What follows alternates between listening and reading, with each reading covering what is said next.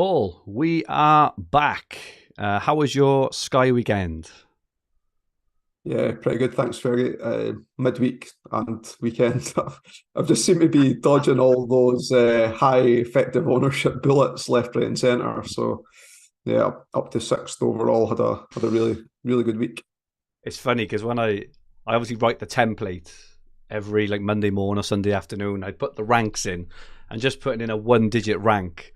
I don't think I've ever done that before in any fantasy format that I've done a pod for, if you know what I mean. So yeah, it's pretty exciting to do, and yeah, I'm very excited for it. And your second team is doing well as well. Yeah, up to 20th of that as well. I'm just I I had for a minute considered splitting captaincy yesterday, and when I've done that in the past, it's always just bit me. So I thought I'd just stick with what I was doing and nail myself to the mast, as you will. Good work. I'm up to 49th. I think I was 99th last Monday, and I jumped up to 66th or 65th last midweek, and now up to 49th. So I know we've got reasonably similar teams. I think you've got 2 or 3 players that are different from mine.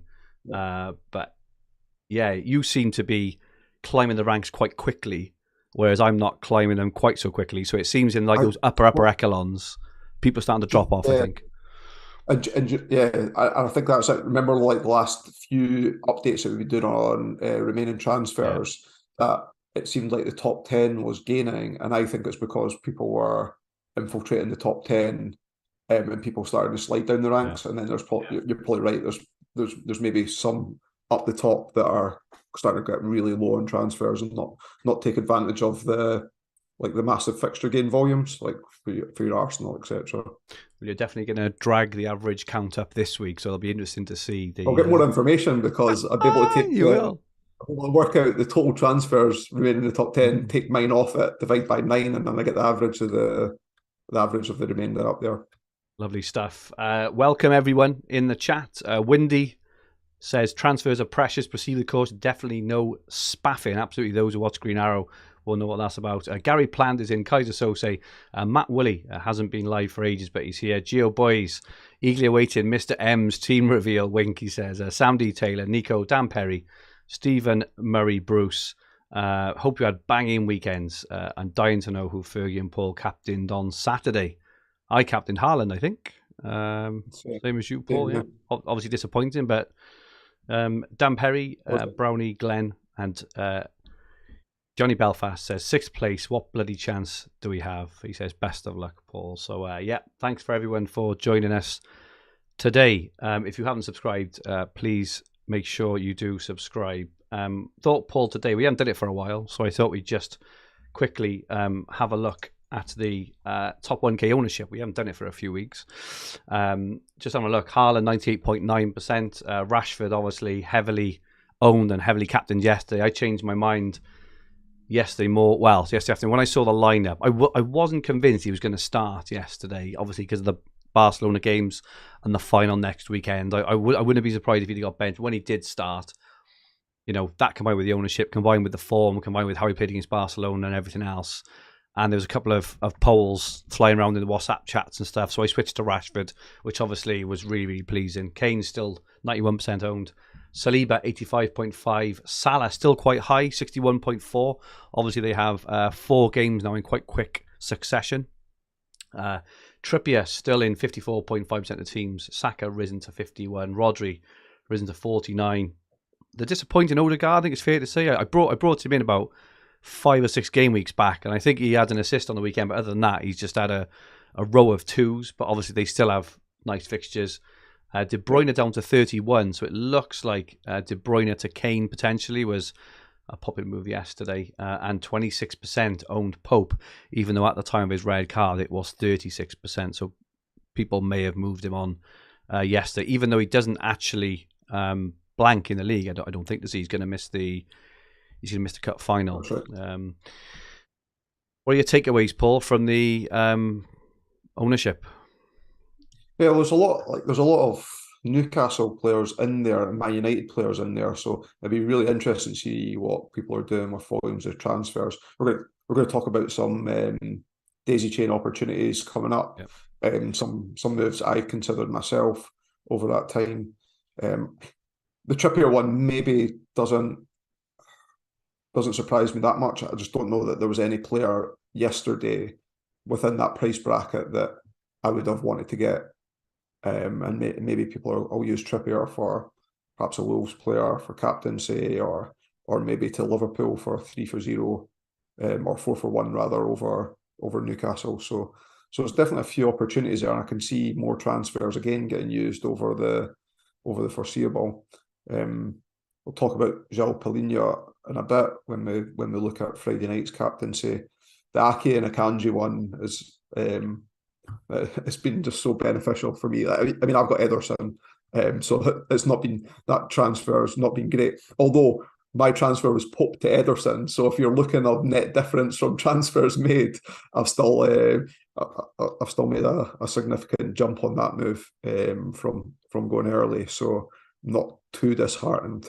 But yeah, Ake and Akanji, it's just not like I just get so frustrated every time I saw a Man City line up and they weren't in it, that I'm surprised people haven't rage transferred them out yet.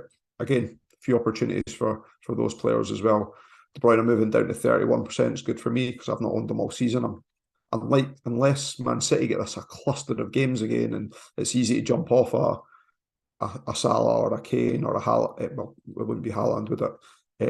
For the volume, because you're never going to captain him. I don't know that I'll go back to De Bruyne again as well. Good stuff.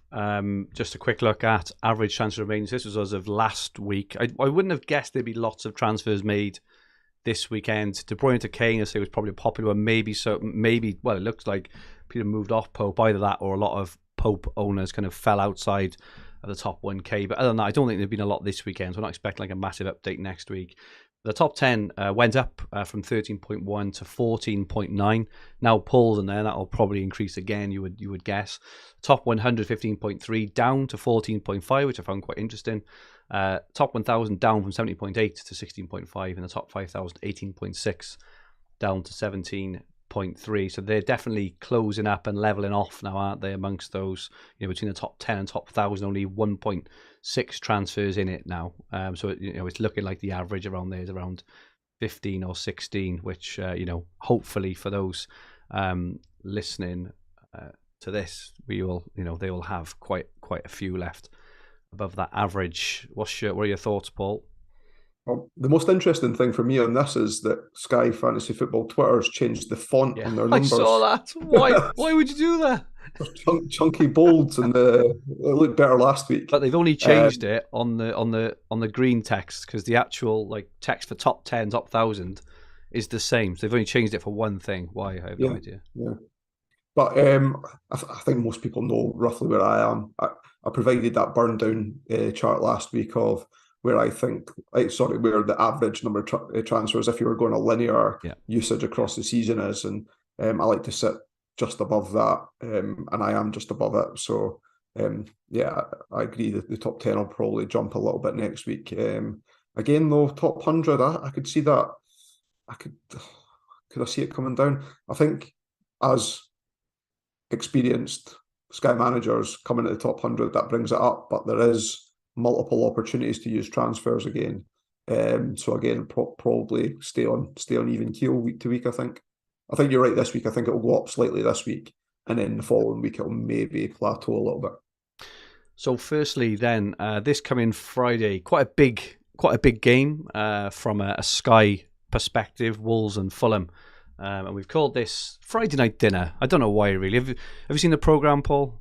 English programme. Yeah, it's a shame that Paul Ritter's gone now as well, because really underrated programme, Friday Night Dinners. I agree. Modern comedy is hard to modern original comedy is hard to come by on, especially on terrestrial TV now. So yeah, my sons absolutely love it because it's just on that border of they've got a little bit of swear and a bit of rude stuff, but they're old enough now to appreciate that, obviously, without going full in betweeners on them. So I let them watch it and they really enjoy it. Anyway, enough of Friday Night Dinner. On to Friday night, Wolves and Fulham. What you thinking? So 6. Yeah, I like what you've done with the visual here, Fergi. Good job. So six players kind of stand out to me. The 2 Fulham players, Palhinha and Mitrovic. If I held them, I'd captain them. I wouldn't be thinking about doing any other transfers outside of that, and that's great. And then the Wolves players all have started coming into my consideration. So I don't own Polina. I got rid of him for Nketiah a few weeks back.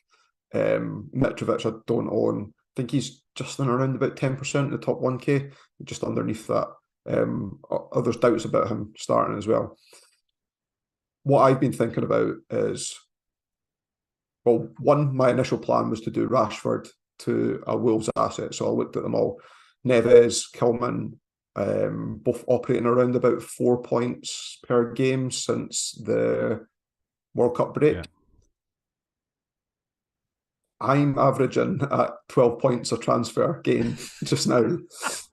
I know that's maybe above. I say I'm riding a bit of luck here as well. I'm playing fixture games and stuff like that. But if I was to get that back off the Rashford move, I would need 24 points in the 4 games, so doubled captaincy, and then Wolves play away to Liverpool and home to Spurs in that time period. I don't know. I just don't know that I'll get it back, and I'm still thinking about the long game. I'm not I've made it up to 6. I need to hold rank. I need a player in on Friday. I'm pretty happy with playing it out over time, and if I went down in ranking below outside the top 10, then so be it. I think I can accept that.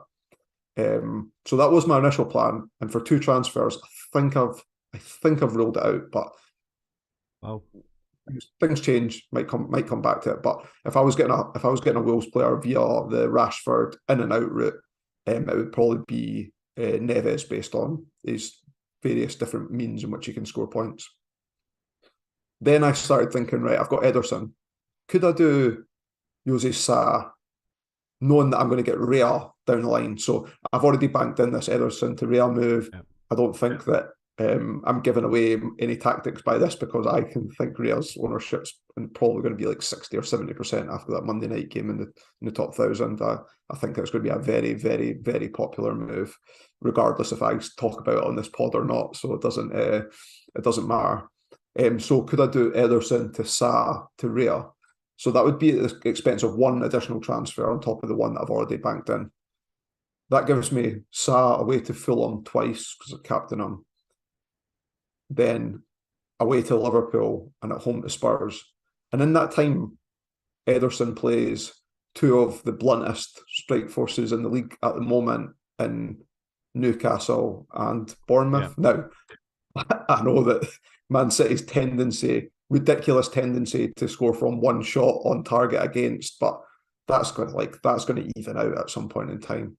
I just don't know that even for 1 transfer that I can justify getting 2 games out of a Wolves keeper, knowing that 2 of the games are Spurs, who I expect to beat Wolves, and away to Liverpool, who are putting up good offensive numbers now. So that then leads me to do nothing, and that's where I'm currently sat, not making any moves, and then I've got transfers planned in the season. Like, coming back to all these gains that I've made, a lot of them is down to fixture gains that I've made from transfers previously. So I'm racking up 12 points per average transfer just now. But like Polina to Nketiah's done nothing since I got him on, and I'm still quite a bit up on the move. So it's just nothing's really standing out. And I don't want the Wolves player long term, so it's not a daisy. I can't daisy chain move that either. So that's where I've currently landed. Here's a number pattern for you, Fergi, right? And I want you to tell me what the number pattern means. Oh, flipping heck. Okay. 4, 6, 4, 6, 5, 4, 0, 0. It's relevant to what we've been talking about there.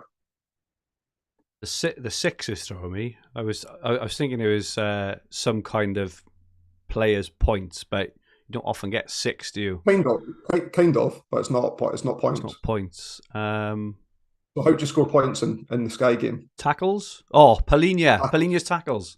Polina's tackles. 4, 6 since World Cup. 4, 6, 4, 6, 5, 4. He picks up his 8th booking of the season. 0, zero incredible. attempted tackles, and then in that zero in the last game, he got his 9th booking of the season. I can't say that that's a coincidence that he's got zero attempted tackles in the last 2 games. I think the booking plays on his mind. I've not seen a shift in play necessarily from Fulham to set up in a different formation that means that he's not having to tackle as much. And I put a poll out yesterday, like asking what people's initial early thoughts were on captaincy on Friday night, and Polina's way out in front and 60-odd%. I think his ownership in the top 1,000 is like 25%, and he's only 2.5% owned overall as well. So I don't know if this is people considering getting him back in, but I'm now much more comfortable in doing nothing, thinking that Polina might not be as consistent on the way that he's picking up bonus, that like the skip just appeals to me even more on that basis. But we also talked about this a couple of weeks ago when we were first contemplating taking him out. I think he scored 2 goals. I want to say 2 goals, maybe 3 this season. Three goals a season. But other than that, his ceiling is 4 or 5 anyway, right? So even if he did have a superb game, got max bonus on tackles, 10 including captaincy, is probably the ceiling anyway, which for me is not, and that's if he did really, really well, which for me is not really the thing to bring someone in and out on what will kind of likely be, I wouldn't say a lowish owned captaincy day, because I think the spread will be around 70-80% ownership. It's more the fact the difference with Salah, for example, is Salah's ceiling is so high that if you don't go for Salah, he scored 1 on the night, he got 11 points. If he just scored 2, all of a sudden you're staring down above like a 34-point, same as Rashford yesterday, right? So I'm not overly concerned about Polina. Famous last words, but who do you think is the bet? Because I'm contemplating a Wolves player, because I totally understand your point. Obviously, Wolves will have a 3-0, effective 4-0 over Man United. I get the whole point, obviously, and this is what I'm thinking about at the moment. Whether it's worth 2 transfers or not, I still think 12 is. I'm still not sure whether but it only takes kind of 1 clean sheet probably in that time to make it worth it. But who in the order of your top 3, who would your top 3 Wolves players be for those who are interested on Friday? Neves, then Dawson, then Josie Sa. And is it like I've been, when I've been deliberating over these moves, I've been set, or I was set on Rashford to Neves 4-0, and then I was set on, right, I'm doing Ederson to Sa to Rea, and now I say I'm set, but I'm doing nothing. But I'm more comfortable doing nothing than I was at the time. But yeah, that would be my order: Neves, Dawson.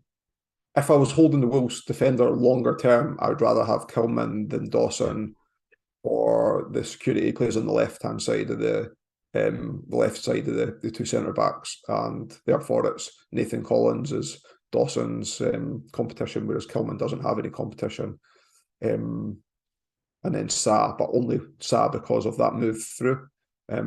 Someone had mentioned Tim Ream before as well. He's been racking up the points. He's only 6.5 million. It's just, it would be an isolated game where one match, wouldn't it? Yeah.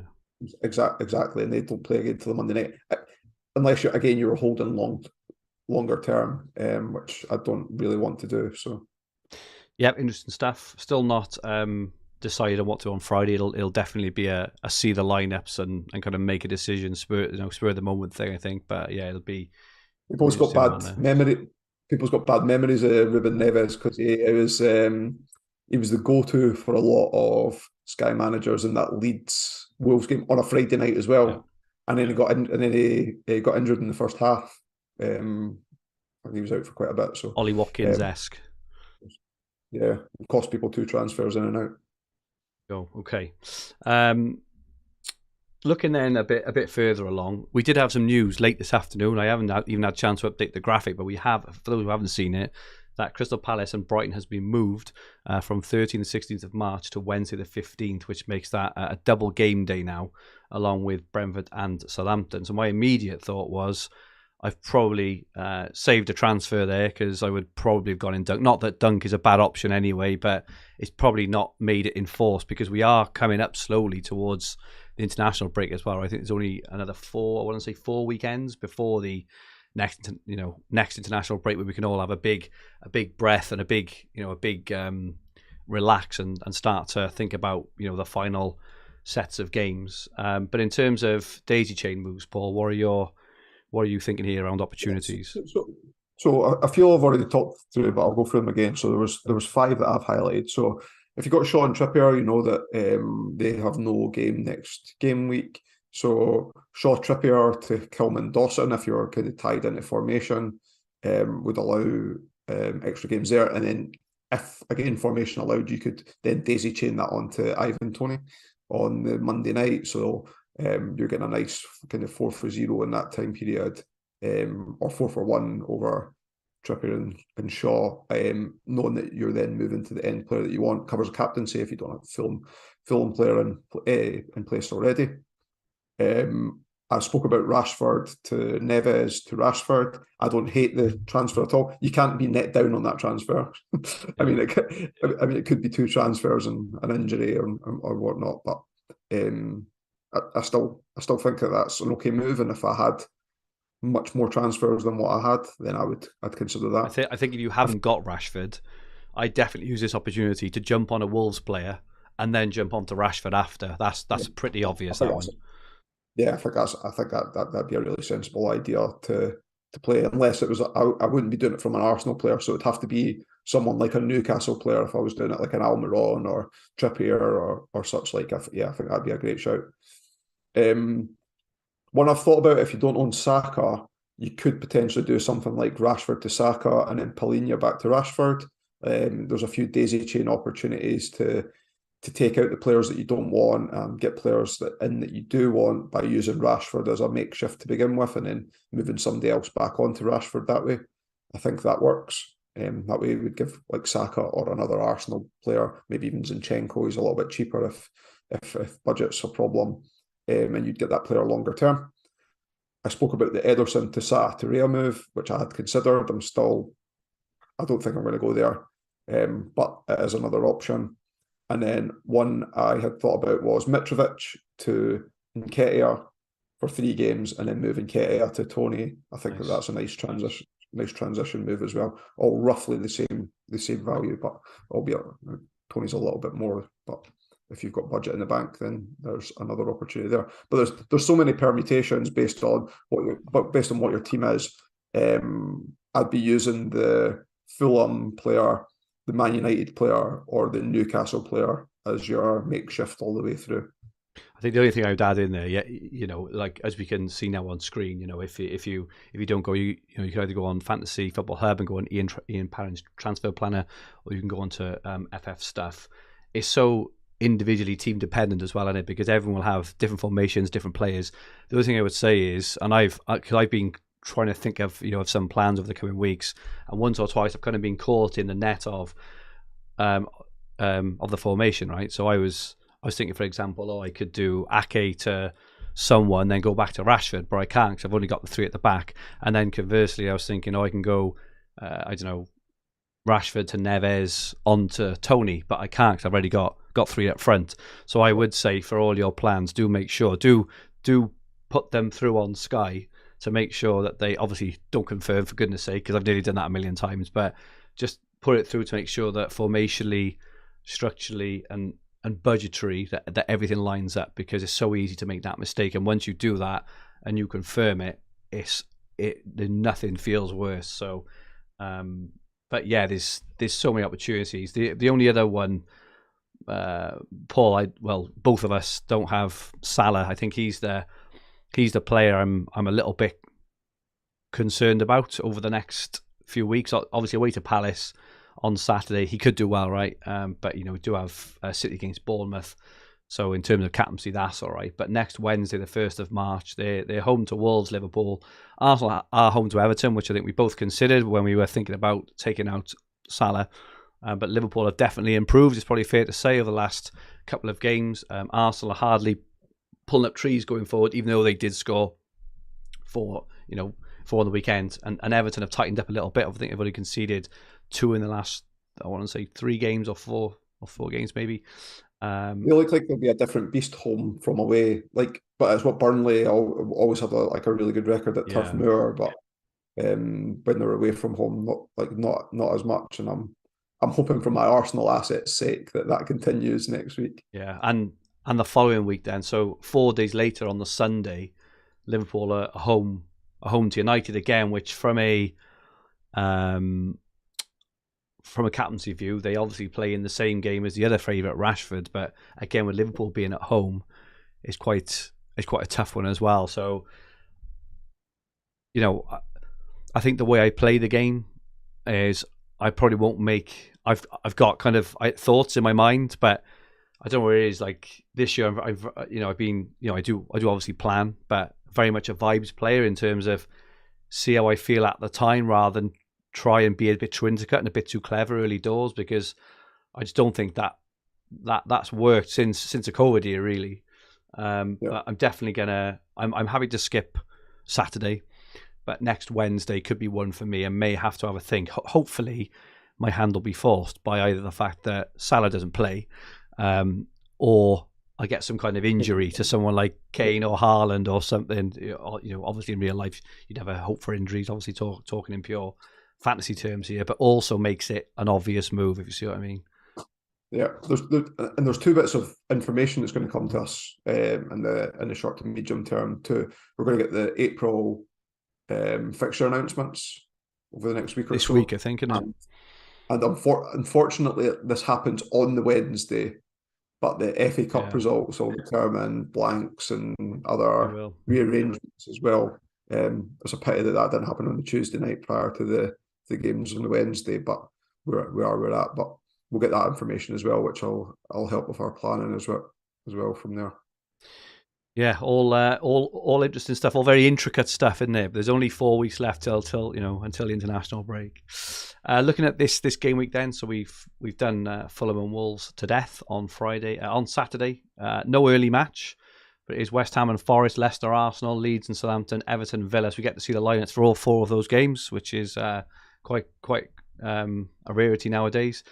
Bournemouth, Man City at 5:30. I would love to see the Man City lineup because I've got Ake and he is hurting. I know there's lots of people who have got Ake, Ake and Akanji, Ake or Akanji, which is hurting as well. I would love that to be at 3 o'clock because I think if Ake wasn't starting, I would be very tempted to move him on, I think.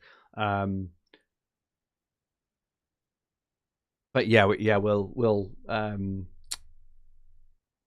we're not going to, sadly. And then Palace and Liverpool, the late game where you and I in particular are hoping for a quiet Salah.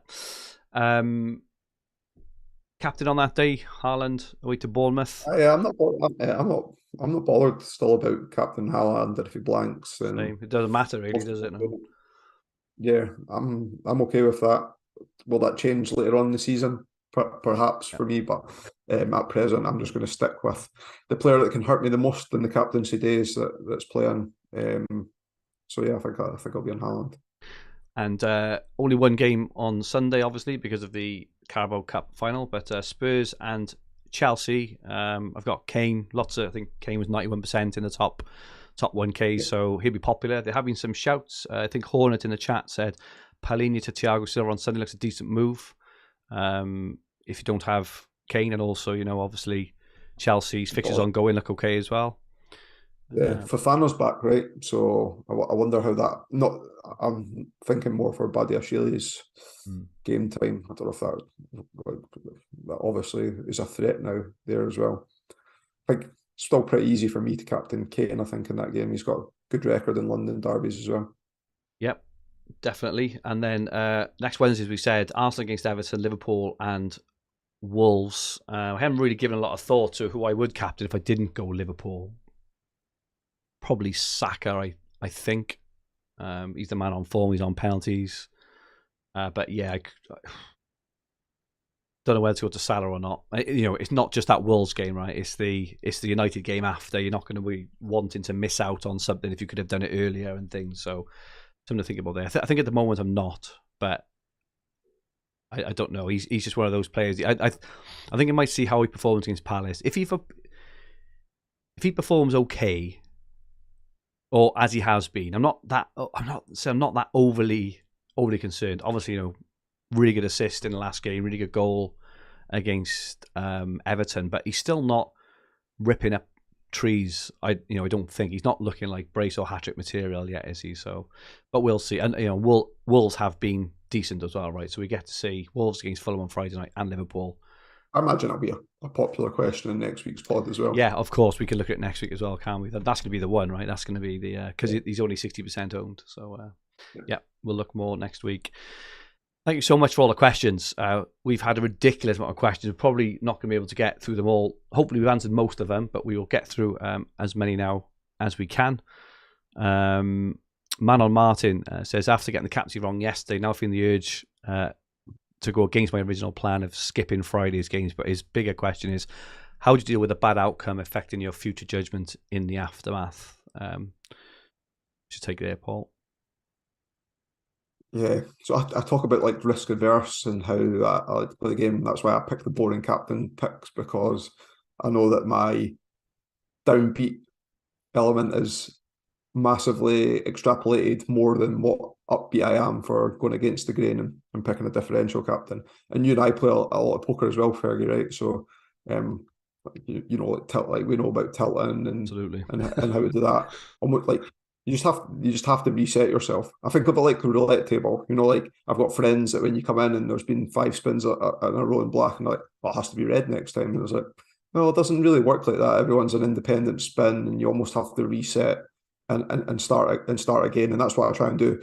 Level playing field, start again from that position, and then make a plan, whether it's a new plan, but makes sense. So we've talked about what the average points are for those players. Does it still make sense to do it? Have you got a lot more transfers than what that linear is or what the average is? Then perhaps making that Rashford to Neves move would still make sense in that instance. But if you're on the red line or underneath that burn down, then weigh it up. There's going to be opportunities. There's going to be 3 for 0s and 4 for 0 opportunities later down the season for much better teams than Wolves. You're right. And if you think about long term rather than short term, but weigh up all those options and come to a good decision for yourself. I would just add as well, that everyone makes horrible moves, right? So even Paul a few weeks ago, Ollie Watkins for the captaincy blanked and then got injured, like horrible move. Took out for Salah. You could have left in Salah, and you could have whatever. It's just the way it goes. So I would say don't just double down on a mistake and double down on a bad move. I would just say, it's hard. It's really, it is hard. I think it's only been this last year or two I've really been able to kind of separate myself emotionally from a decision, and it's just what it is. And you just, as as you say, Paul, you're right. Just take yourself away from it and just reset, forget about it, and just think, right, because you'll feel worse if you double down. All of a sudden you've gone through 3 or 4 transfers than only going through one bad captaincy decision, which everyone does and everyone can do. So I would just reset. And if you weren't planning on it, unless something drastically changes, I wouldn't do it again. If your plan was to skip, I would just leave it personally. Easy to say, but yeah, that's the advice there. For reasons unknown, asks about formation. Saying he's on 3-5-2 but treading water, and wondering if 4 at the back is currently the optimal formation, and which one defender is essential to have from this Saturday in the medium term. So I'm on 3-4-3, but it's the 3 at the back at the moment, which is not great because I've got Nketiah, but it doesn't matter whether he's a midfielder or not. I think treading water at this point, due to again people racing through transfers, people listening to the same sort of content, making similar moves and stuff, I would just wait your turn for your rise. It's just obviously Paul's had a massive rise, but it's probably fair to say you've been fortunate, Paul, but going Zinchenko over Gabriel, you couldn't have expected an 11-point surplus in that move. That's just, that's a little bit fortunate maybe on your part, a little bit unfortunate on Gabriel owners. But these breaks happen over the season for and against you. You haven't got like a magic formula for which is catapult you up to 6, right? You've got a very, very template sort of team, right? And it's just you're just making sensible moves week on week. And I think you're 3-5-2 or 3-4-3 as well. Yeah. So. There's no defender. There's no defender pulling up trees now. Or we talk like Van Dijk and Trent might become popular again. I still think that they're giving away a lot of chances, and they've probably both been fortunate. And it was really like Van Dijk returned at the weekend, right? So they were probably fortunate to not concede at the weekend there as well, apart from a few great Alisson saves. There's no real defenders that are sticking out that I want to get into transition to 4 at the back.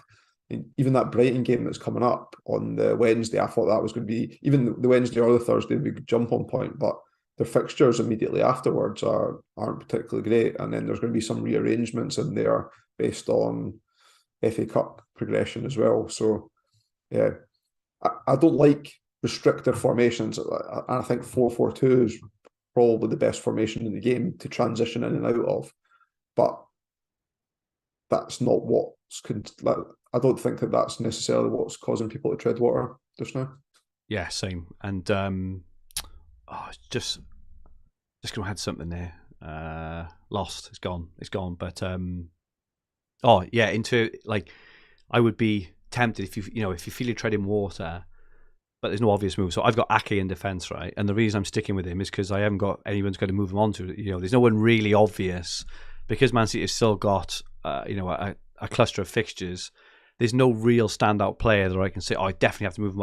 I could go to Zinchenko, for example, but I was about to say yes, there is. Well, yeah, but in terms of Man City, you said yourself, they got Bournemouth and Newcastle next, and Palace after. If Ake starts 2 of those 3, it's not worth a transfer onto Zinchenko, right? Because he will very likely get passing at least, if not clean sheets. So, you could make your gains later on when there are big gains. So I would just say, I've got 2 stickies here, which I mentioned quite a lot, maybe in other pods more than this one, but they're just quick reminder whenever I think about transfer. One says, let the others make mistakes, and the other says transfers over short-term points. And every time I make a transfer, I just heed them both and just think, let people fanny round forcing moves that are not necessary now, and then when there are moves and gains to be made, that's when you strike and really rise up the ranks. Daz Kalani, City Arsenal defence is a failure. Do we hold? Short term, absolutely. I'm guessing, Paul, you're going to say? Zinchenko's worked out pretty well. Yeah. And in the next week, Arsenal play 3. I think they're the only team actually who play 3 times from Saturday, and City also play twice. So definitely until next Saturday, Arsenal will away to Leicester, home to Everton, home to Bournemouth. You don't want to be moving off. I just don't know who you would move on to. Just now, that'll change over time, but I just don't know who I'd move on to. Newcastle's fixtures turn and improve in a couple of weeks' time. But at the moment, as you say, there's nothing there, so just don't force it, right? Matt Wallace, any thoughts on the single match days for Brentford? And looks like Brentford have a 4th win over Man City. Any players you got your eye on? Certainly, I think we mentioned last week, I've certainly got my eyes on Raya and Tony. I'm not sure if I'll do both, but definitely those 2 are the ones that spring to mind. Anything else, Paul? Norgard was good a couple of seasons ago, and he was getting tackle bonus quite a lot. But really, those are the 2 that stand out to me as well. I think that they'll become very template at that point in time onwards as well. So again, difficult to pick up a differential on it, because it's almost so. Even without us talking on the pod, it's pretty obvious move to make, knowing that you covered off the captaincy the following week from it as well. Agree. We've had a few questions. We'll try and answer them all in one. But Aaron asks, looking for long-term replacements for KDB. He's thinking of maybe Van Dijk, Thiago Silva, Badiashile, or even Salah. What do you think? And that also hopefully answers questions from Dan Stewart as well. I would move on to Salah on Wednesday night from KDB. It's nice and easy. Yeah, Liverpool will definitely have a 3 for 2 with the captaincy, potentially for captain, maybe a 4 for 2, and then they could have an extra game as well over Man City after that as well. So yeah, that looks a good move. Just on Van Dijk, thoughts on Van Dijk, Paul? I guess this is in relation. There's a question about Trippier to 3 Liverpool games and then back to Trippier, or 4 for 1, I think it is. Do you think Trippier? Do you think he gets managed back in, or do you think that's on him and Gomez now? Oh, Van Dijk's in, isn't he? He played 90 on the weekend. I know they've got Madrid, haven't they? I still think they look a bit ropey at the back. I do as well. I don't know that I would do it. Yeah, I'm not saying that. Van Dijk's been an awesome Sky asset over seasons gone by, so I'm definitely not saying that I wouldn't go back there, but just now timing doesn't feel right for me. Again, I think it's just forcing it a little bit. The week after they got home to Man United, and you can guess the way that United are playing, they will very likely concede in that game.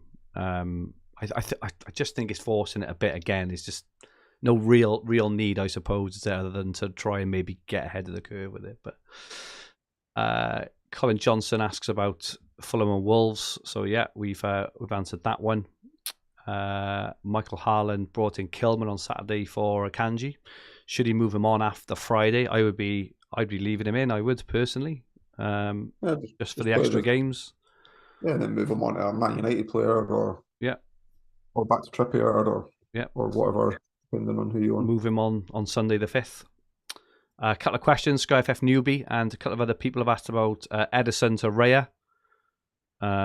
Wondering whether to do a short-term daisy move or wait till after that move. So, you've already mentioned maybe move on to Sarr, then move on to Raya, or maybe straight to Raya. Yeah, so I guess you're weighing up this. You're weighing up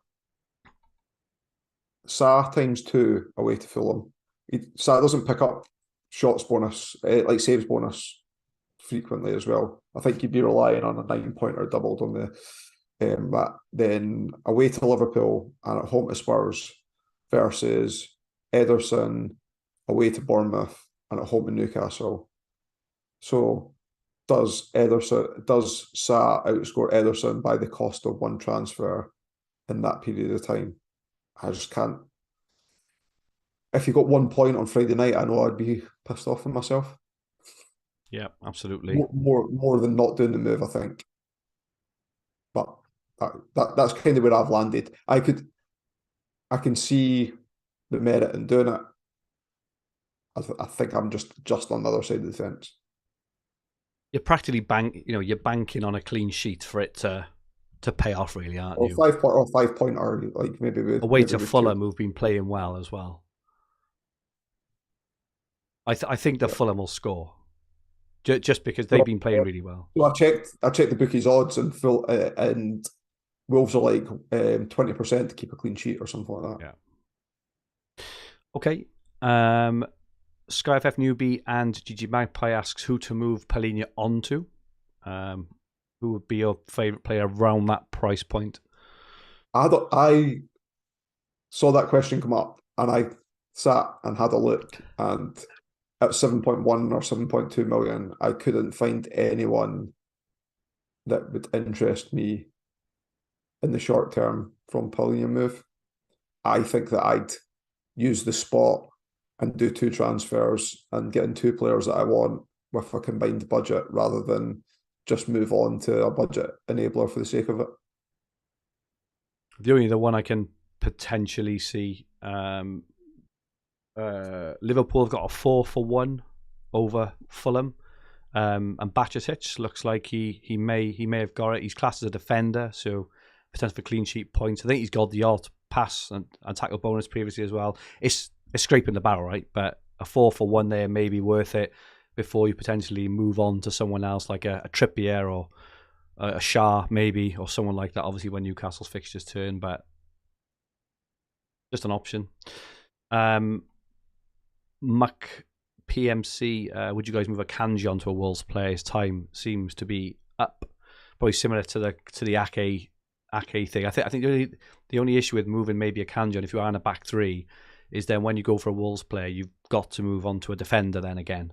And I'm not really sure who you'd move on to from Sunday, March 5th onwards, because the Brentford ones is probably Raya and Tony, right? And this is what I was looking at, moving Ake on potentially, but then I was thinking, well, I'm kind of stuck then having to go to a Wolves defender who I don't think will keep a clean sheet, and I have to move on to another defender as well. You could wait and move on to. You don't get the fixture again the week after because Newcastle play Wolves. So I was thinking that you could have maybe moved on to Trippier from there, but it doesn't really fit. Really good question off Darren Slater, who didn't Darren win the Euros game? Sorry, the World Cup game. Or have I just completely made that up? I may have made it up, but he's a very good player anyway, and he's doing well this season. He's about 50th and 60th or something. So he says, with both of us having a good chance of winning, at what point do you stop telling people your planned moves? Which is a very interesting question.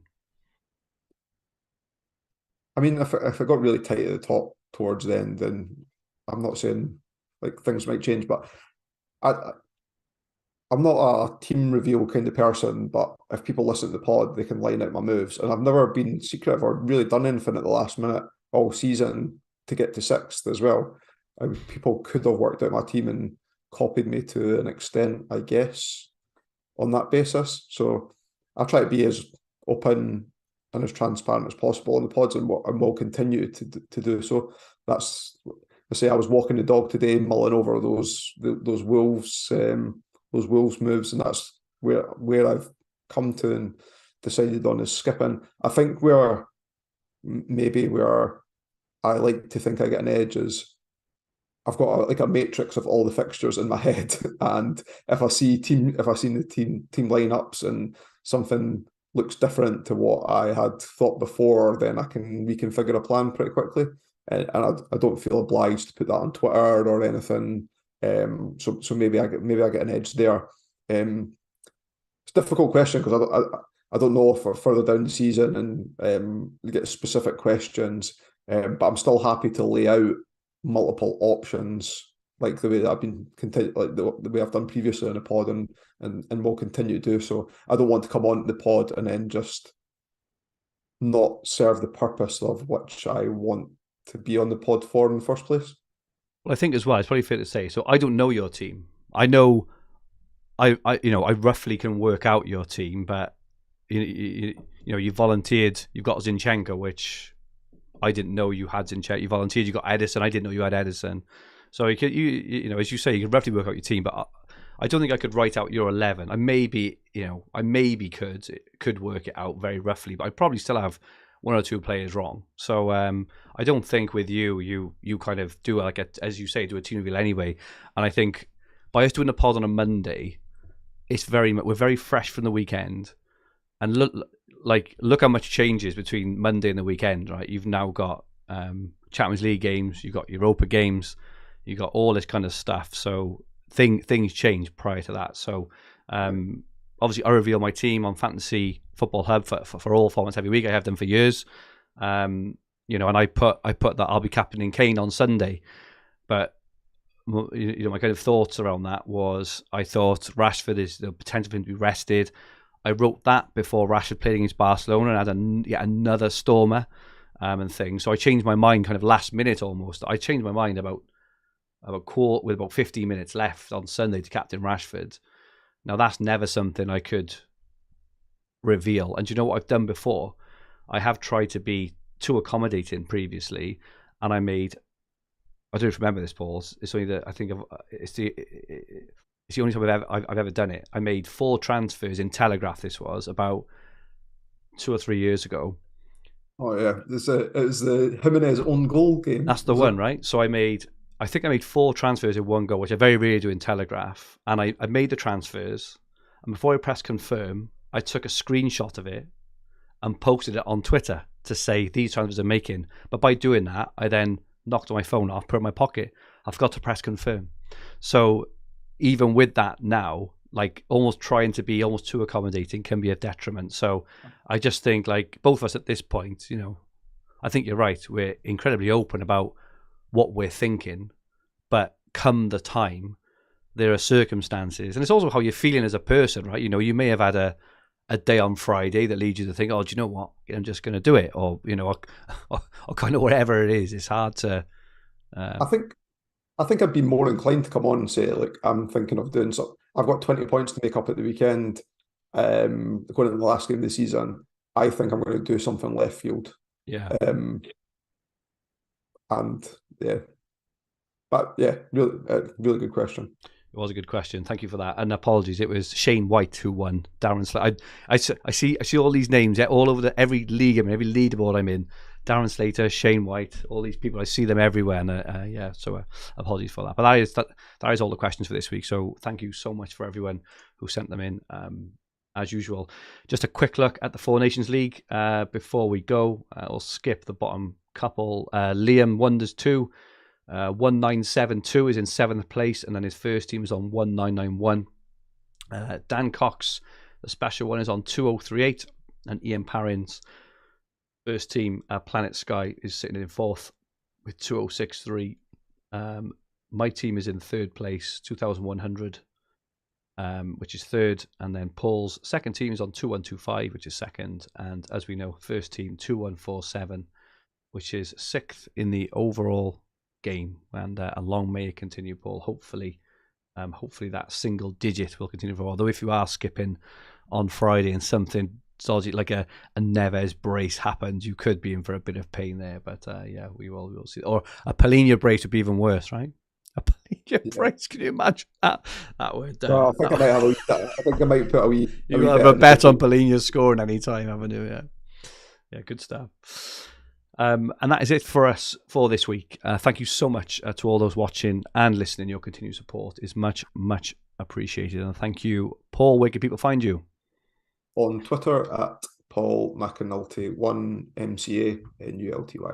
And we have just recorded a Nip and Half podcast for this week as well, which will be available either later this evening or first thing tomorrow morning. If you haven't listened to that, make sure you do. It's on Spotify, and it's basically Paul and I waxing lyrical just around all our weekend in all fancy formats. So Sky, Telegraph, FPL, and Dream Team. We've got a bet going, and I did claw some back, but Paul is just so. Can't say lucky. Lucky's the wrong. It's Midas. You're right. I guess like I was saying this about the year that you won Dream Team, and I was just like, don't listen to anybody else what they're saying because you've got Midas touch, and I just feel like every transfer that I make in any format just now is paying off. So Brennan Trent and got Starman on Dream Team. I nearly went Zinchenko as well in Telegraph on the weekend, but I went for Gabriel because he's more nailed, and he's got more points and all this jazz. And obviously Zinchenko goes and bags the goal, but there we go. And Paul goes. The whole premise of that is that we used to come online 10 minutes before starting the Sky Pod and then talk about it, and I was like, we should just record this, exactly. And then so that's what it is. But the winner gets to the loser has to pay for the other to come down to their hometown and put them up for the weekend and pay for drinks and food and whatever else. So at the moment, it looks like Paul is coming down to sunny South Wales, even though I'm determined to try and get another weekend in Barrytown. I want to go to Barrytown. Barrytown. We'll go and watch a match, Paul, if we can. Okay, superb. My handle on Twitter is at FFH_Fergi and at FFH Sky if you don't follow it as well on Twitter. If you like what you watched, please press the like button. Only 20 likes, Paul. 20 likes. Of all the people who watch this podcast, it gets over 1,000 views every week. Only 20 people have liked it. Unbelievable. Remember to subscribe in the bottom right corner of the screen if you haven't already. And if you enjoyed your listen, please rate the podcast and leave some comments. We'll be back next week where Paul will have no doubt risen again in rank after another spunky transfer. We'll be looking ahead to Sky Game Week 31. Have a great Game Week 30 all, and goodbye for now.